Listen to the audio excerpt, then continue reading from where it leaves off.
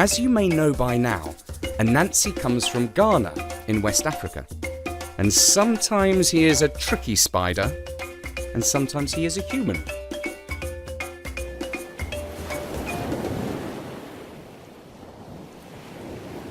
There was a famine in the land.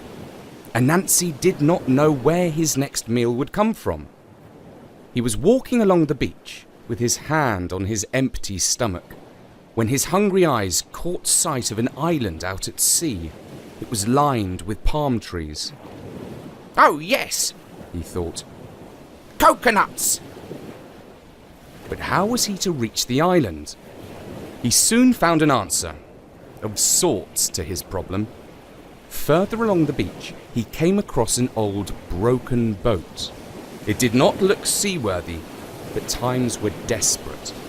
He shoved it out into the sea, and a great wave buffeted him back onto the sand. Hunger prompted him back onto his feet to try again.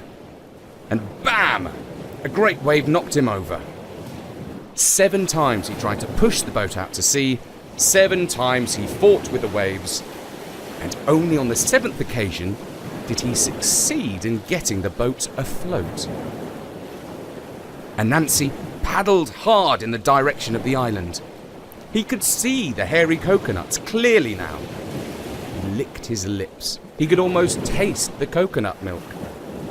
He jumped eagerly onto the land and tied his boat to a root before climbing swiftly up the tree.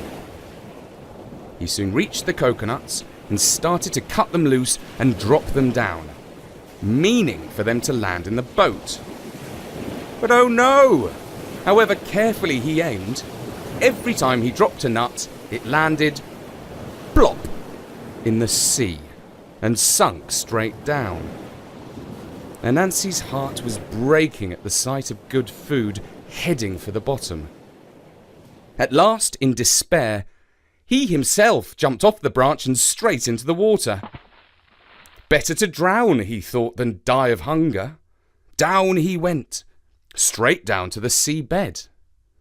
And oddly enough, he found he could see and breathe without any trouble. Here in the water, he saw a little cottage made of seashells. He knocked on the door, and it was answered by an old man with a long grey beard. "Who are you?" asked Anansi. "I am Thunder," boomed the old man. "Was it you who dropped coconuts on my roof?" I'm sorry, sir," said Anansi. "I cut the coconuts because I'm hungry, and I meant for them to land in my boat, but they missed and went into the sea." "It is well that I am in a good mood," replied Thunder, "or I might brew up a sea storm. Come in, I have something to give to you." Anansi stepped into the cottage, hoping for a meal of fish. But Father Thunder had an even more wonderful gift. "Take this pot to your house," he said. "Any time you are hungry, it will feed you." Anansi gladly accepted the gift, and a moment later he found himself sitting back in his boat. He paddled swiftly to the shore and then ran to his village. When he arrived back at his hut, he took the pot straight into his room and said, "Pot, do as Father Thunder commanded you."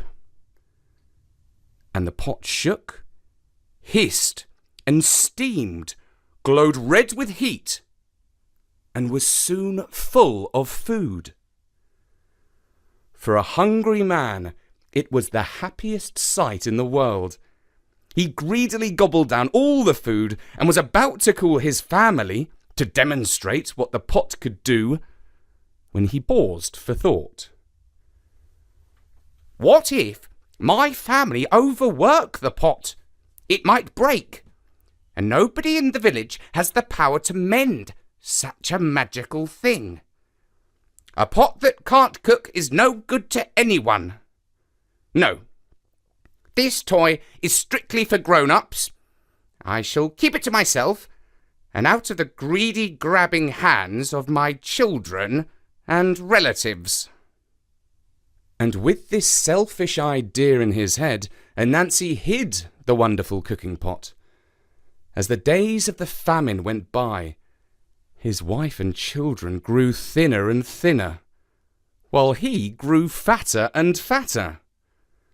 But sneakiness ran in his family, and his eldest son, Kwekudzin, decided to spy on his father and see why his belly was enjoying such a contrasting fortune to the rest of the family.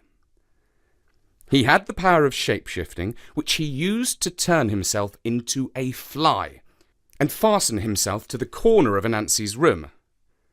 At dinner time, he saw his father creep into the room, take out the pot, command it to cook, and then gobble up the magical food. Bzzz, he thought. Papa has surpassed himself with sneakiness this time. He flew off to find his mother and tell her the secret that he had uncovered.